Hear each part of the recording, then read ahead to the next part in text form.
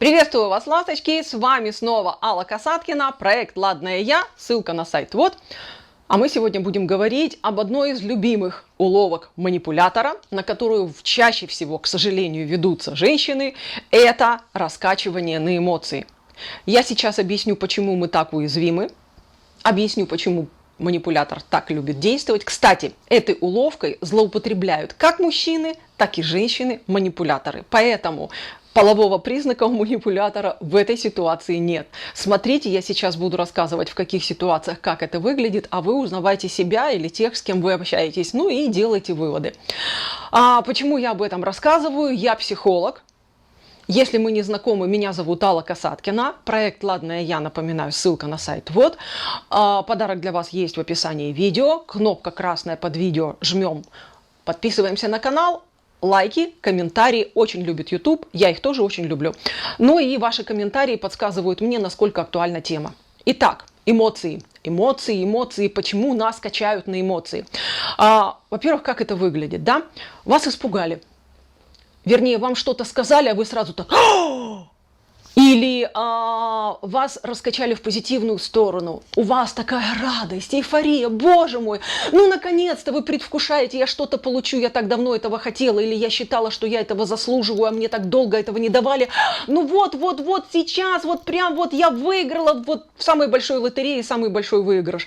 Или нам говорят, ну смотри, будешь хорошо себя вести, я тебе что-то дам, вот конфетка на палочке, ты себе сейчас ее получишь. Или если будешь себя вести, я тебя еще чуть-чуть буду любить, а если не будешь себя вести, пошла нафиг. Нас качают туда-сюда, и это все эмоции. Качать нас могут, еще раз объясняю, мужчины, женщины, полового признака у этих манипуляторов не бывает. Важен сейчас факт эмоции, наши эмоции. Если мы влетели в эти эмоциональные качели, что происходит? Уходит масса энергии. Нас рвет, как хомяка, в разные стороны. Для того, чтобы собрать нас, организму нужно потратить кучу энергии. Чтобы у нас не работало сердце, чтобы там никаких гипертонических кризов не случилось, спазмов мышц. В общем, это физиология. На нее уходит сумасшедшее количество энергии. Мозг теряет ту энергию, которую он обычно потребляет. И начинает косячить. Обратите внимание, вы сейчас наверняка вспомните, я перечисляла, а у вас так, как флешбэк, в голове были вспышки тех ситуаций, в которые вы попадали. Что вы в тех ситуациях чувствуете? Обычно мы становимся такими слегка пришибленными, да, пыльным мешком. Опа! Вот вроде умная, а в этой ситуации вообще расплылась и как ребенок, наивнее ребенка себя повела. Этим пользуется манипулятор. Потому что пока вы вот так вот раскачаны на эмоции, пока вас организм со всех сил пытается собрать со всех точек вам энергию, чтобы вас вообще не развезло и вы не вырубились в край, а манипулятор вам говорит, но нужно сделать вот это. Хочешь конфетку? Вот это делай. Хочешь, чтобы я тебя любил? Вот это делай. Денег мне отдай. Иначе потеряешь. Я у тебя сберегу или наоборот отниму еще больше. Или я у тебя отберу что-то более ценное, чем твои деньги. Нас начинают пугать. И получается, что мы теряем адекватность во взвешивании вариантов, которые нам предлагают. Что я приобретаю, что я потеряю. У нас вот так вот мотыляет, и мы не можем увидеть, в какой позиции чаши бы уравновесились, если бы мы были спокойные. Часто люди опрометчиво думают, что если с меня что-то требуют или от меня что-то хотят, я должна прямо сейчас принять это решение. Это самое глупое решение, которое вы можете принять. Вот прямо сейчас делать то, чего от вас хочет манипулятор, который вас раскачал на эмоции. Вас штырит и колбасит, а вы хотите что-то решать. Нет.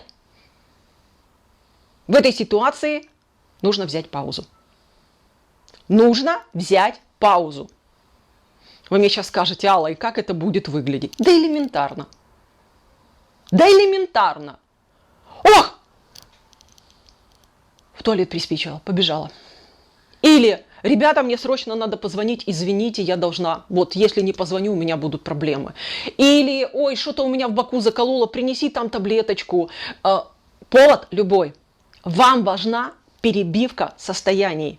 И перебивка состояния у вашего манипулятора. А знаете зачем? Потому что когда вы хотя бы минуты 3 Просто глубоко подышите, пока он там будет ходить, или когда вы выйдете за дверь, типа в туалет или позвонить. У вас будет время просто глубоко подышать. А это значит, ваша психика быстренько стабилизируется, и вы уже будете смотреть на ситуацию совершенно другими глазами. Мало того, вашему манипулятору раскачивать вас на эмоции придется с нуля, с самого начала. А он-то устал. Вы-то ушли дышать, а он-то не дышал. Он-то в предвкушении сейчас находился. У него уже запал не тот. И его аргументы будут неубедительными. А это значит, вы не накосячите. Это значит, вы примете в этой ситуации мудрое решение. А это значит, вы убережете себя от каких-то вещей, о которых потом пожалеете. Мудрости вам. Пользуйтесь паузой. И защищайте себя от манипуляторов. Комментарии, вопросы жду под видео. А мы с вами встретимся в следующих видео, обсудим еще какие-нибудь уловки манипуляторов и как им противостоять. Пока-пока, ласточки. С вами была Алла Касаткина, проект «Ладная я».